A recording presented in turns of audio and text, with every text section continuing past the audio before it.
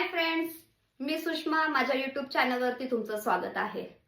Friends, मी आज तुम्हाला सांगणार आहे पोटाचा घेर कसा कमी करायचा, तेही आपल्या आहारामध्ये 3 गोष्टी टाळू. तर सर्वप्रथम आपण जाणून घेऊया पोटाचा घेर वाढतो का. तर गाईज, आपण आपल्या जेवणामध्ये काय खातो यावर ते डिपेंड आहे. तर सर्वप्रथम आपण आपली जेवणाच्या पद्धतीमधले हे 3 गोष्टी, हे 3 पदार्थ खाणं टाळलं पाहिजे. सर्वप्रथम साखर, दुसरा आहे भात, बेकरीचे फूड, आणि तिसरा आहे मीठ. तेलाचं प्रमाणही आपल्या आहारामध्ये, आपल्या भाज्यांमध्ये कमी असायला हवं. तर भूक लागल्याशिवाय जेवण करायचं नाही. भूक जेव्हा तुम्हाला लागते त्याच वेळेस जर तुम्ही जेवण केलं पुरेशा प्रमाणामध्ये, तर तुम्हाला बेकरी फूड खाण्याची गरज पडणार नाही किंवा वारंवार चहा पिण्याचीही गरज पडणार नाही. दुधाचा कडक चहा आणि गोड चहा पिणारे जे आहेत त्यांच्यामध्ये कॅलरीजचं प्रमाण हे वाढत जातं, आणि जेव्हा कॅलरीज वाढते तेव्हा ती आपल्या शरीरामध्ये साठून राहते आणि तो पूर्णतः पोटावरती त्याचा थर साचत राहतो. तर आपल्या आहारामध्ये किंवा तुम्ही सकाळी मॉर्निंगला चहा घेत असाल, संध्याकाळी घेत असाल, कामाच्या वेळेमध्ये घेत असाल, तर ते चहाचं जे प्रमाण आहे ते थोडंसं कमी केलं पाहिजे. तुम्हाला जर चहाच प्यायचा असेल तर विदाऊट शुगर, विदाऊट साखर तुम्ही घेऊ शकता, विदाऊट मिल्क. तर सकाळी तुम्हाला जर चहाच घ्यायचा असेल तर तुम्ही ब्लॅक टी घेऊ शकता, ग्रीन टी घेऊ शकता. त्याच्यामध्ये साखरेचं प्रमाण एकदम कमी ठेवायचं जोपर्यंत तुम्हाला साखर कमी कमी होत नाही तोपर्यंत. 4 वाजता दुपारून तुम्ही चहा घेत असाल तेव्हा ग्रीन टी ट्राय करायला काहीच हरकत नाही, किंवा ब्लॅक टी. दुसरं असं की बेकरीचे फूड, बेकरीचे पदार्थ म्हणजेच काय, बिस्किट आहे, टोस्ट आहे, खारी आहे, आपल्या घरामध्ये सगळ्यांच्या ते असतंच. त्याचं प्रमाण कमी कमी करत जायचं.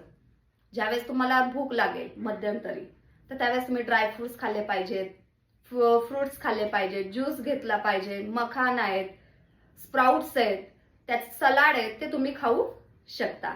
तिसरं आहे मिठाचं प्रमाण, ते आपल्या आहारामध्ये हे कमी असायला हवं. आणि तेलकट भाज्या खायच्या टाळायच्या.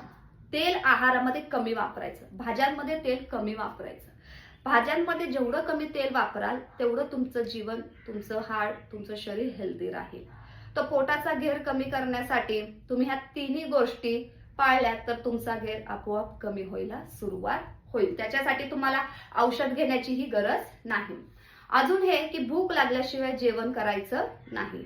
तुम्हाला भूक लागली तरच तुम्ही जेवण करा.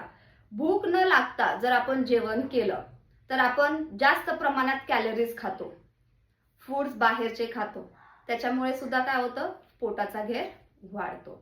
जे काही जेवण करताय ते चावून चावून, बारीक चावून खा. अन्न पचन त्याच्यामुळे उत्तमरित्या होत असतं.